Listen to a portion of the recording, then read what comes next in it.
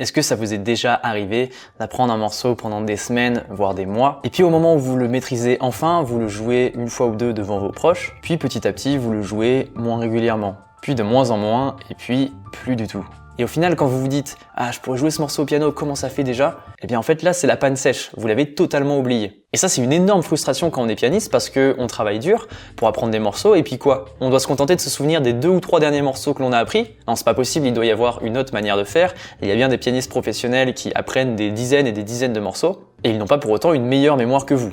Donc dans cette vidéo, je vais répondre à la question « Comment se souvenir d'un morceau pour toujours ?» Et surtout comment apprendre de nouveaux morceaux sans pour autant oublier les anciens. C'est un pari ambitieux, mais je vous assure que c'est totalement possible. Avant toute chose, il faut comprendre comment fonctionne la mémoire. Qu'est-ce qu'il se passe dans le processus d'apprentissage et de mémoire? Et bien souvent, vous le savez tout autant que moi, si vous pratiquez votre instrument en mode pilote automatique, vous allez être tenté de jouer les 2-3 derniers morceaux que vous avez appris en boucle. C'est normal, on va naturellement vers ce qui est de plus frais dans notre mémoire. Donc les morceaux que l'on jouait avant, eh bien on les joue moins. Et c'est ce qui nous fait les oublier. Si on oublie des morceaux, c'est parce qu'on ne les joue pas assez régulièrement.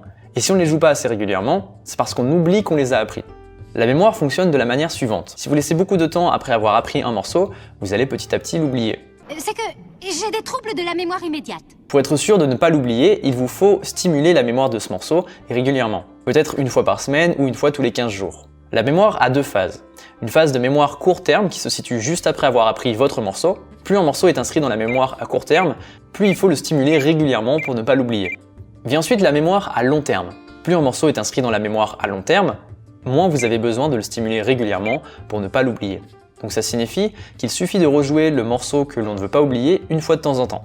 Au début très régulièrement, une fois par jour, puis dans la phase de mémoire à long terme, une fois par semaine, une fois tous les 15 jours, voire une fois par mois, même si ça commence à faire un peu long. Sauf que, on l'a vu juste avant, quand on s'installe au piano, eh bien on joue les 2-3 morceaux du moment. Ceux qu'on a en tête, on ne pense pas à rejouer les morceaux que l'on jouait avant. Donc comment faire pour ne pas oublier de pratiquer ces morceaux? Eh bien ce que je vous conseille, c'est de prendre 2 outils très sophistiqués. Vous allez voir, vous allez être surpris. Le premier, c'est ça s'appelle une feuille de papier. Et cet outil, très rare aussi, qui s'appelle un stylo. Vous pouvez utiliser un crayon bien sûr, si vous n'avez pas de stylo ça marche aussi très bien. Et ça va vous permettre, attention accrochez-vous, de marquer comme ça des choses. Enfin bon bref, de faire une liste en fait de morceaux que vous connaissez et de toujours les avoir avec vous au piano. Bref, blague à part, maintenant ce que je fais, c'est que j'ai toujours un petit carnet comme ça avec moi avec les morceaux que je joue régulièrement. Et du coup ça permet de, quand on s'assoit au piano, regarder sa liste et se dire « Ah oui, tiens ce morceau, ça fait longtemps que je l'ai pas pratiqué » et du coup de jouer le morceau en question et de vous rafraîchir la mémoire. Je sais pas pourquoi j'y ai pas pensé avant, c'est tout bête et pourtant c'est super efficace. Je vous assure, essayez, notez tous les morceaux que vous connaissez dans un petit carnet et gardez-le près de votre piano. Ce que je fais maintenant, c'est qu'une fois par semaine, je me fais une séance sur laquelle je joue tous les morceaux que je connais.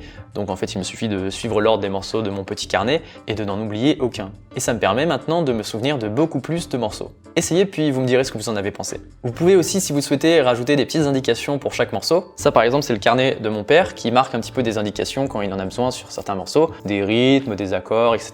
Donc voilà, vous pouvez aussi rentrer en profondeur et marquer un peu plus d'informations sur chaque morceau. Ça paraît tout bête, mais de manière générale, il vaut mieux un petit stylo qu'une grande mémoire.